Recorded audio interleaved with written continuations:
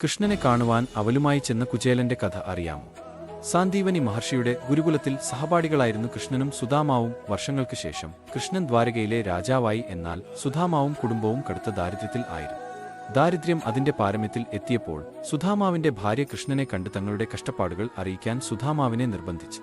മനസ്സില്ല മനസ്സോടെ സുദാമാവ് യാത്ര തിരിച്ചു. വീട്ടിൽ മറ്റൊന്നുമില്ലാതിരുന്നതിനാൽ സുദാമാവ് ആകെയുണ്ടായിരുന്ന കല്ലുകൾ നിറഞ്ഞ കുറച്ച് അരി അവലാക്കി ഒരു കിഴി കെട്ടി കൈയിൽ കരുതി നടന്നു.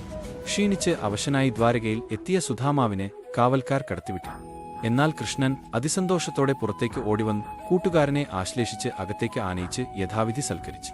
മടിയോടെ മറച്ചുപിടിച്ചിരുന്ന വിയർപ്പിൽ കുതിർന്ന അവിൽ വാങ്ങി കൃഷ്ണൻ ഒരു പിടി വായിലേക്കിട്ടു. സൽക്കാരങ്ങൾക്ക് ശേഷം ഒന്നും പറയാതെ സുദാമാവ് വീട്ടിലേക്ക് തിരിച്ചു. കൃഷ്ണനെ കണ്ടത് തന്നെ സന്തോഷം എന്ന് ആ ദരിദ്ര ബ്രാഹ്മണൻ വിചാരിച്ചു. എന്നാൽ തിരികെ എത്തിയപ്പോൾ തന്റെ കുടിലിന്റെ സ്ഥാനത്ത് കൊട്ടാരം കണ്ട് അദ്ദേഹം അത്ഭുതപ്പെട്ടു. എല്ലാം കൃഷ്ണലീലയാണെന്ന് മനസ്സിലാക്കിയേ അദ്ദേഹവും കുടുംബവും ആ സമൃദ്ധിയിൽ കൃഷ്ണനെ സ്മരിച്ചു കഴിഞ്ഞു.